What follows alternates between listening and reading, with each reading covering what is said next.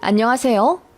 저는 현재 나이 40대 초반이고 내년에 초등학교 들어가는 아들 하나 키우고 있는 워킹맘입니다. 사실 저는 재혼이에요. 한 번의 이혼 경력이 있습니다. 남편은 초혼이고요. 너무나 좋은 남편과 따뜻한 시댁 만나 과거의 아픔은 모두 잊고 아들 하나 낳아 너무나도 행복하게 잘 살고 있습니다. 한 번의 결혼 실패는 저에게 참 많은 교훈을 준 것 같네요.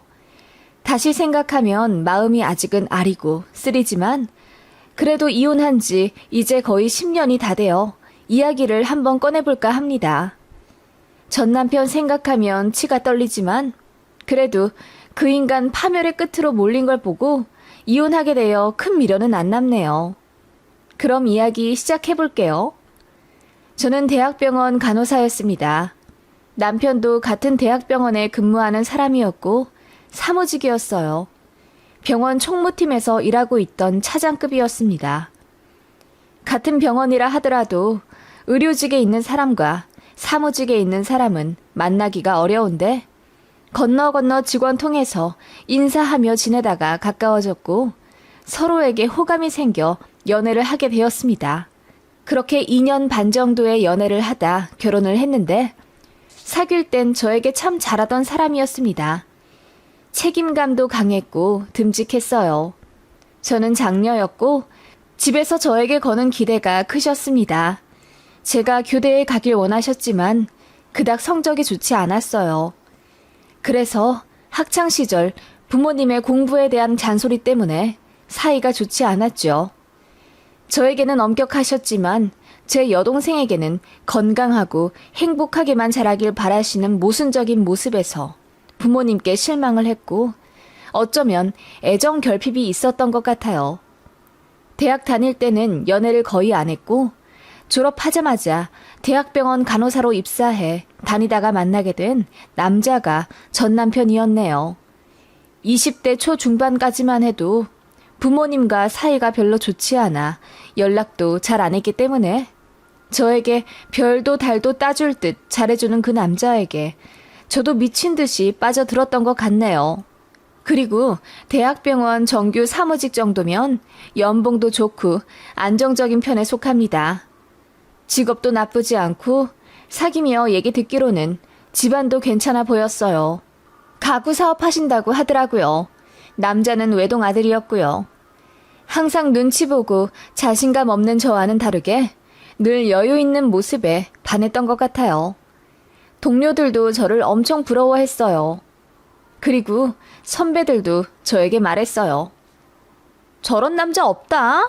빨리 잡아서 결혼해. 같은 의료계통은 아니지만 그래도 너 3교대로 일하면서 고생하는 거 알아주는 남자 찾기가 얼마나 힘든데. 얘기 듣기로는 집안도 나쁘지 않고 성격도 좋아 보이는데 별거 없으면 그냥 결혼해. 그렇게 모두가 저에게 결혼을 푸시하니 저도 모르게 둥둥 뜨는 느낌이 있었어요. 그 남자도 저랑 결혼하고 싶어 했어요. 제가 참하고 예뻐서 누가 채갈 것 같다고 안달냈던 사람이에요. 조건도 나쁘지 않고 또 저에게 너무나 잘해주는 사람이니 자연스럽게 서로 결혼 이야기를 하게 되더라고요. 귀한 아들이라 시부모님께서 간섭을 많이 하실 것 같긴 했는데 아니나 다를까 솔직히 말해 쿨한 분들은 아니셨어요. 결혼하면 한 달에 무조건 한 번은 와야 하고 무뚝뚝한 아들 대신에 저랑 연락을 자주 하시길 바라셨습니다. 그치만 그만큼 저희한테 도움을 주시겠다 하셨어요. 신혼집 하라고 1억 주신다고 하셨고 저희가 아이 낳으면 아이도 다 키워주겠다 하시더라고요. 말씀만으로도 너무 감사하더라고요. 아무래도 제가 3교대라 2세 양육에 대한 걱정이 없진 않았습니다. 아이 낳고 3개월 만에 복직하는 선배 언니들 보면 정말 힘들어 보였거든요. 주변에 양가 부모님 중 한 분이라도 계시면 그나마 도움 좀 받고 일할 수 있었지만 정말 아무도 없으면 결국 애 돌도 되기 전에 간호사 관두더라고요. 제가 낳아 키워보지 않은 상태라 옆에서 보는 것만으로는 그 힘듦을 체감할 순 없었어요. 그냥 그 주변 선배들이 그렇더라 하는 것만 듣고 짐작할 뿐이었죠. 그 남자도 그랬어요. 애 키우는 거 우리 엄마가 다 해준다니까. 여보는 일 관두지 말고 커리어 지켜. 여자도 자기 일 계속하는 게 중요하잖아. 난 여보가 꿈을 잃지 않고 계속 멋있는 여자가 되었으면 좋겠더라. 아무튼 결혼하면 애는 있어야 하니까 여보는 낳기만 해. 알았지? 그 말에 저도 기분이 나쁘진 않았어요. 저도 일은 계속하고 싶었으니까요. 그렇게 결혼 준비는 어렵지 않게 했어요. 시댁에서 말씀대로 1억을 지원해 주셨고 저희 친정에서는 5천만 원 보태주셨습니다. 그리고 저는 모아둔 6천만 원을 탈탈 털어 결혼 준비 자금에 넣었고요. 전 남편도 얼추 5천 정도 모았다고 하더라고요. 이 정도면 서울 인접한 경기도 아파트 20평대 정도는 매매할 수 있겠다 싶어 1억 5천 정도 더 대출해 집을 샀습니다. 공동 명의로 진행했고 남편이 계약금이며 잔금 다 넣었어요. 그리고 결혼식도 무사히 잘 치렀고요. 문제는 신혼여행 다녀오고 난 직후부터였습니다. 여행 다녀와 짐 정리하고 집안 살림 치우다 보니 웬 은행 서류 하나를 발견하게 되었어요. 이게 무언가 하고 열어봤더니 남편의 마이너스 통장 잔고 확인서 같은 것이었죠.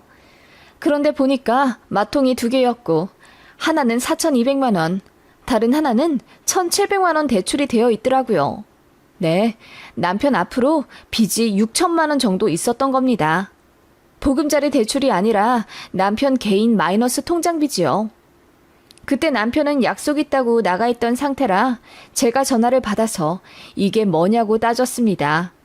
그랬더니 당황해하면서 집에 가서 얘기할게. 괜히 오해하지 말고 진정해. 알겠지? 라고 하더군요.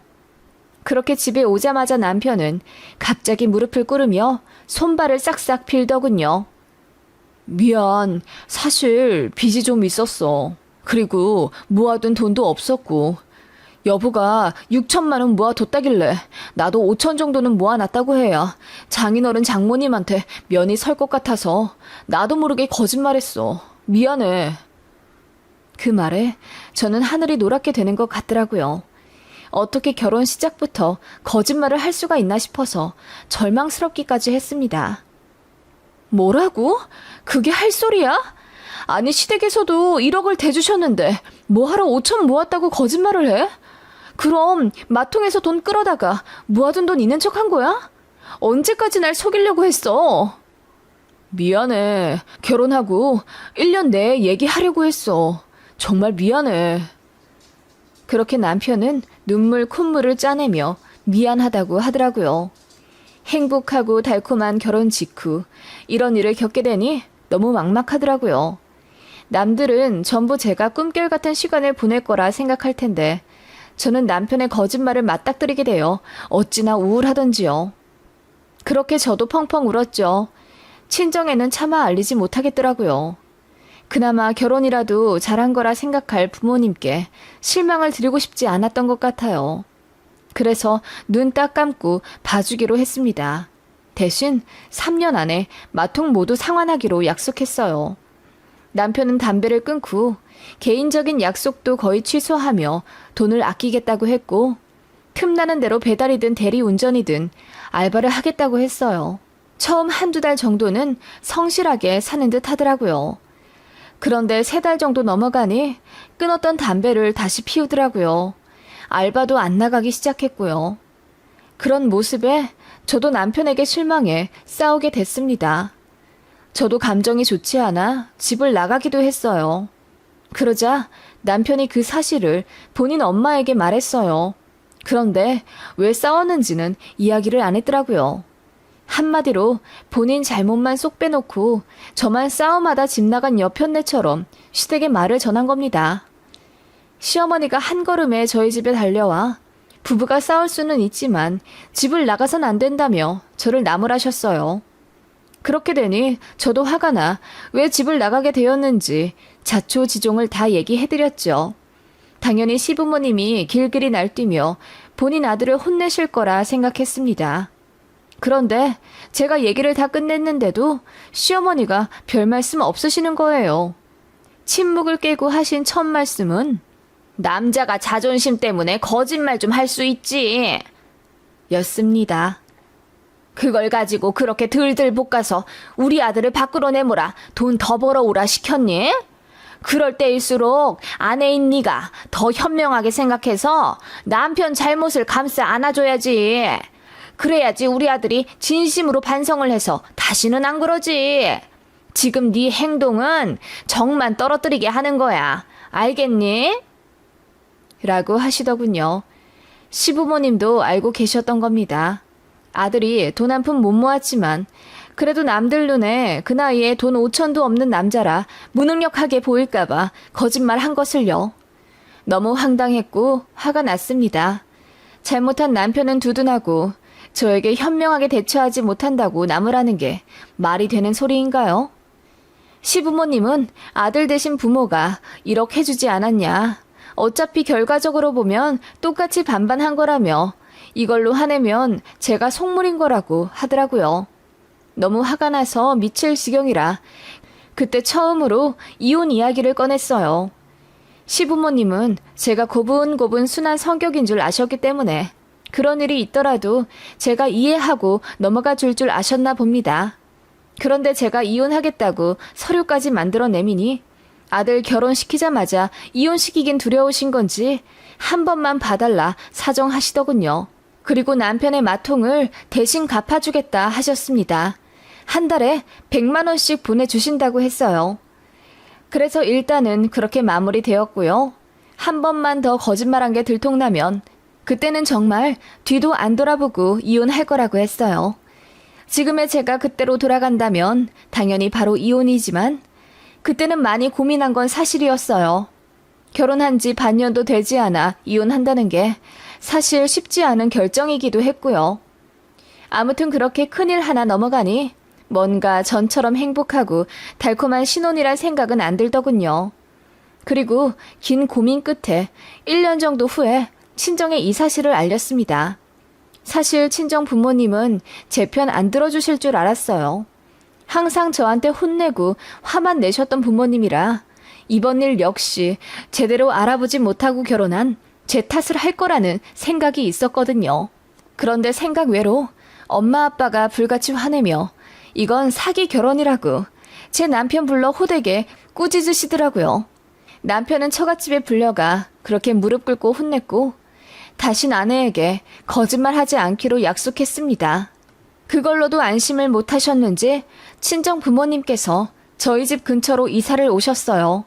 원래 2시간 거리 지방에 사셨는데 그 집 전세로 내놓고 저희 집이랑 차로 30분 정도 거리에 있는 수도권으로 전세 얻어 이사 오셨습니다. 그리고 무슨 일이 있으면 무조건 친정으로 오라고 하셨어요. 제가 그때 집 나가서 모텔 전전했다는 거 아시고는 마음이 너무 아프셨대요. 그래서 남편이 혹시 잘못하면 가까운 친정에 이르고 또 답답해 집 나가고 싶으면 친정으로 들어오라 하셨습니다. 그날 무뚝뚝하게 알겠다고 대답했지만 집에 오는 내내 펑펑 울었습니다. 친정 부모님이 저를 이렇게까지 생각하실 거라고 믿지 못했거든요. 그런데 역시 부모님은 부모님이셨어요. 저를 누구보다 아끼고 사랑하신다는 걸 저는 바보같이 30살 코앞에 두고 알게 되었습니다. 아무튼 그렇게 친정과 가까이 살게 되었고 엄마랑도 어느새 앙금이 풀려 2, 3일에 한 번씩 전화하는 사이가 되었습니다. 행복했어요. 남편에 대한 믿음이 회복되기까지 많이 힘들 거라고 생각했는데 친정이 있어 든든함을 느꼈습니다. 그런데 제 남편은 저와 아예 다른 생각을 하고 있었더라고요. 일단 제 친정 부모님께 불려가 무릎 꿇고 혼났다는 것에 큰 수치심을 느낀 것 같았어요. 그걸 시댁에 이야기했나 보더라고요. 시부모님이 이혼 거론 사건 이후 저에게 뭐라 큰 소리는 못 내셨지만 너무하다는 식으로 하소연하셨습니다. 아무리 사돈댁에서 화가 나셨다고 해도 그렇게 우리 앞에서도 무릎 꿇고 혼나본 적 없는 우리 아들을 불러서 그렇게 혼을 내신다니? 혼날 일이 있으면 혼나야죠. 어머님도 저를 딸처럼 생각하신다고 하지 않으셨어요? 우리 친정 부모님도 마찬가지예요. 사위를 아들처럼 생각하시나 보죠. 제가 그렇게 이야기하니 시어머니가 표정이 싹 굳어서는 아무 말씀 못 하시더군요. 그리고 제 남편도 제 눈치 보며 살긴 했지만 그날 이후 친정 가는 걸 너무 꺼려 하더라고요. 또 혼날까봐 무서워서라고는 말했지만 사실 다른 속내였다는 걸 후에 알게 되었죠. 그렇게 8개월 정도 지냈습니다. 퇴근하면 운동하고 식단도 잘 챙겨 먹고 그랬었는데 이상하게 몸이 자꾸 무거워지는 느낌이 들더라고요. 속도 자꾸 거북해져서 혹시나 하는 마음에 임신 테스트기까지 했는데 아니었어요. 그래서 혹시 몰라 건강검진을 받았는데 간 수치가 엄청 올랐더라고요. 그리고 엎친 데 덮친 격으로 제가 그때 횡단보도에서 접촉사고를 당했거든요. 무릎이 갈려서 수술까지 했어요. 그래서 몸이 너무 안 좋아 출근을 자주 못하게 되었고 결국 장기 휴직을 신청했어요. 1년 정도만 쉬려고 했습니다. 당연히 무급이었죠. 제가 휴직 냈다고 하자 남편도 처음엔 잘했다고 하더라고요. 저도 간만에 집에서 쉬면서 재활 치료받고 한 번도 못 해본 전업주부의 길로 들어서게 되었습니다. 남편 퇴근하면 바로 저녁 먹을 수 있게 식사도 살뜰히 준비했고 무릎이 아팠지만 집안 청소도 깔끔히 했어요. 아이가 없어서 그런지 집안일을 열심히 해도 시간이 남더라고요. 그래서 도서관에 가서 하루에 2-3시간 정도 책 보는 시간도 가졌습니다. 그런 제 모습에 남편은 뭔가 점점 불만을 가지는 것 같았어요. 그리고 카드를 다시 만든다는 핑계로 생활비 카드를 가져가더니 돌려주지 않았습니다. 필요한 게 있으면 본인한테 말하라고 하더군요. 그리고 저녁 장 보는 걸 본인이 시키더군요. 그런데 너무나 모자라게 시키는 바람에 제가 점심에 먹을 게 없었어요. 그래서 카드를 다시 달라고 하니까 이 핑계 저 핑계 대며 카드를 주지 않았어요. 그리고 반찬 투정을 하기 시작하더라고요. 반찬이 어제랑 똑같은 게 있네? 오늘도 멸치볶음이 올라와 있으면 어떻게 해? 어제랑 다른 메뉴로 올려야지. 아니, 찌개에 반찬 5개 했는데 왜 그래? 나머지 4개는 다 이번 저녁에 새로 만든 거고 멸치볶음 하나 중복으로 올라간 건데 뭘. 그래도 넌 전업주부잖아. 반찬을 매일 다르게 해야지. 그리고 화장실 청소 오늘은 안 했나 보네? 화장실 청소? 일주일에 한 번씩 하면 되는 거 아니야? 그리고 꼭 물 청소 안 하더라도 매일 닦고 치워. 전업주부면 화장실 청소도 당연히 매일 하는 거야. 난 여보가 프로페셔널하게 일하는 모습을 높게 봤는데 역시 일 안 하니까 게을러지는구나. 맨날 도서관 가서 연애 소설이나 읽지? 뭐라고? 지금 그게 무슨 말이야? 연애 소설만 읽는다니. 고전 소설이 왜 연애 소설이야? 그리고 몇 년 동안 열심히 일하다 몸이 안 좋아져서 잠깐 쉬는 건데 말을 왜 그렇게 해? 저도 화가 나 따지니 남편이 자기도 억울하다고 하더라고요. 난 전업주부랑 결혼할 생각 없었어. 무조건 맞벌이 하려고 했다고. 우리 지금 대출도 있는데 빚을 어떻게 갚을 건데? 같이 벌어서 갚아야지. 너 무임승차 하는 거야 지금. 무임승차라니? 말 참 이상하게 한다. 5천만 원 있다고 거짓말 치고 결혼했다가 들켰을 때랑은 완전 다른 태도네? 내가 일 관두니까 만만해? 너 자꾸 그 얘기하는 거 너무 무서워. 그래서 결국 우리 부모님이 갚아주셨잖아. 그리고 안 갚아주셨어도 어차피 쌤쌤이었어. 우리 부모님은 1억이나 해주셨는데 뭘. 게다가 나 장인어른 장모님한테까지 무릎 꿇고 혼났다. 그 정도면 됐지. 왜 이렇게 자꾸 옛날 얘기 꺼내서 날 죄인 만들어? 남편은 길길이 날뛰며 저에게 뭐라고 하더라고요. 그래서 결국 싸움이 잦아졌습니다. 1년만 쉬기로 했는데 남편은 그냥 반년 정도만 쉬다가 다시 복직하라고 난리를 치더라고요. 그리고 시댁에서도 남편의 빚을 대신 갚아주기로 했던 약속을 안 지키셨어요. 월 100만 원씩 보낸다더니 제가 일 관두자마자 안 보내셨습니다. 자꾸 돈 보내주면 제가 더 일 안 할 거라 하시면서요. 정말 서럽더군요. 제가 집안일 다 팽개치고 논 것도 아니고 몸이 아파 치료 다니면서도 집안일 게을리 한 적 단 하루도 없었습니다. 매일 영상 보며 요리하고 집 싹싹 치우며 살았는데 돈을 못 번다는 이유로 갑자기 이렇게 구박을 받다니요. 더 황당한 건 남편의 친정에 대한 태도였습니다. 제 친정이 저희 집 근처로 이사 왔다고 했잖아요. 그래서 시댁이랑 친정 둘 다 한 달에 한 번씩은 가게 되었습니다. 그런데 남편이 불만을 갖더라고요. 시댁은 원래 한 달에 한 번씩 가기로 약속하고 결혼한 거지만 제 친정은 결혼하고 나서 갑자기 가까이 이사와 부담스럽다고요. 그래서 똑같이 한 달에 한 번씩 가는 건 좀 아닌 것 같다고 하더군요. 안 그래도 요 몇 번 제 친정 가서 식사하고 올 때마다 표정이 완전히 굳어서는 제 친정 부모님이 묻는 말에 대답도 거의 안 하고 멋씹은 표정으로 앉아있다 오곤 했기에 저도 기분이 너무 나빴습니다. 그래서 이럴 거면 그냥 양가 따로 가자고 했어요. 그랬더니 남편이 알겠다고 하더라고요. 그런데 제가 친정 가려고 차를 끌고 가려는데 남편이 갑자기 제 차 키를 빼앗으며 말했어요. 버스 타고 가. 무슨 돈이 남아돌아서 넌 맨날 그렇게 차를 끌고 다니냐? 땅 파면 기름 나와? 아니잖아. 그거 전부 내 월급에서 나가는 거잖아. 뭐라고? 지금 그게 아내한테 할 소리야? 나 무릎 안 좋은 거 알면서 어떻게 그래? 그럼 기름값이라도 벌어오든가 아니면 네 친정에 손을 벌리든지. 나도 내가 싼 똥 우리 부모님이 치워주셨잖아. 너도 네가 못 번 월급 너 대신에 장인 장모님 보고 대신 갚아달라고 해. 그 말에 저는 너무 어이가 없어서 눈물이 터져 나왔습니다. 이렇게까지 파렴치할 거라는 생각은 못했는데 너무 황당했어요. 그렇게 싸우면서 차키 가지고 실랑이를 벌이는데 남편이 차키를 베란다 밖으로 확 던지며 소리치더라고요. 너 같은 애한테는 버스값도 아까워. 그냥 걸어가. 뭐라고? 걸어가라고? 지금 말 다 했어? 그래. 거기까지 한 3시간이면 걸어가겠지. 그렇게 해 떨어질 때까지 걷고 또 걸으면서 네 잘못에 대해 반성해봐.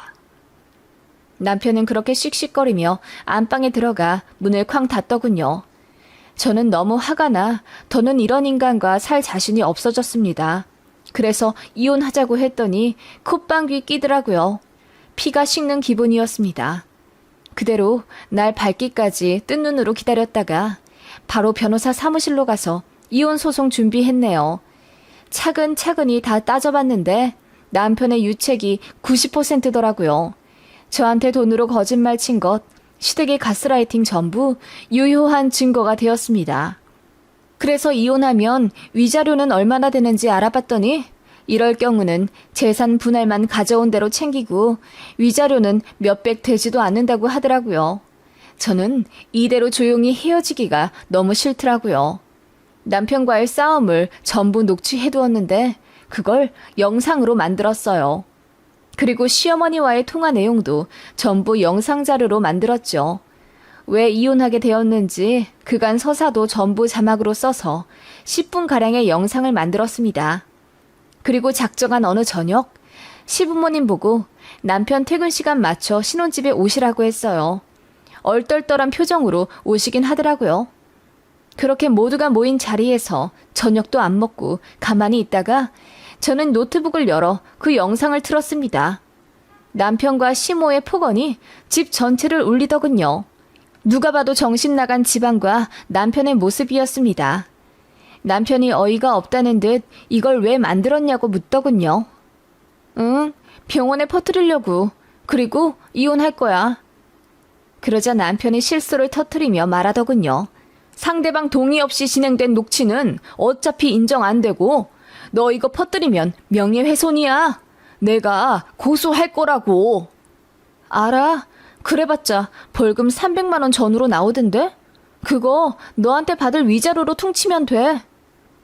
제가 얼굴색 하나 안 변하고 능청스레 말하자 그 인간과 시부모님 얼굴이 순간 난감하다는 듯 벌개지더군요.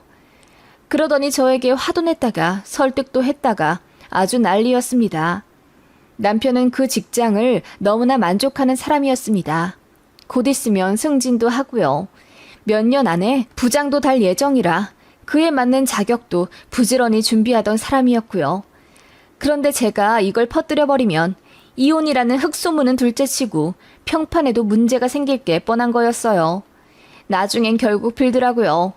이혼 조건 원하는 대로 해줄 테니 영상 퍼뜨리지만 말아달라고요. 그래서 어떻게 되었냐고요? 남편은 신혼집에서 몸만 나갔습니다. 타던 차, 가전, 가구 하나도 빼놓지 않고 전부 다 두고 갔어요. 전부 정리하니 얼추 7천만 원 정도 되더군요. 그래서 다 팔아 집 대출금 메꿨습니다. 그리고 저는 그 대학병원 퇴사했고요. 퇴사하면서 마지막 복수까지 완료했습니다. 잎사귀로 소문난 동료를 불러 커피를 사주고 그 영상을 보여줬어요. 게임 끝이었습니다. 병원에 그 인간 평판 안 좋아지는 건 순식간이었죠. 나중에 알게 된 전 남편과 전 시모가 난리를 치며 왜 약속을 어겼냐고 화를 냈지만 무시하면 그만이었습니다. 그렇게 저는 병원 간두고 신혼집은 전세로 돌린 채 3개월 정도 유럽 여행 갔다 왔네요. 저희 친정도 저더러 이혼 잘했다 하셨어요. 그리고 2년 전세 계약 끝나자마자 살던 곳으로 들어가셨죠. 저도 그 지역으로 이사 갔고요.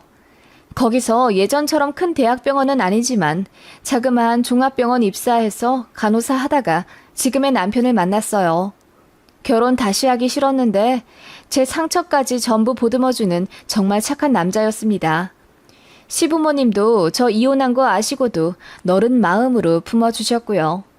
그렇게 제 인생 2막이 시작된 거예요. 한 번 실패했던 결혼은 저에게 큰 가르침을 주었고 그걸 양분 삼아 아주 행복한 결혼 생활 중입니다. 전 남편은 아직도 결혼 못했다고 하더라고요. 소문이 다 나서 선자리도 못 들어온다고 들었습니다.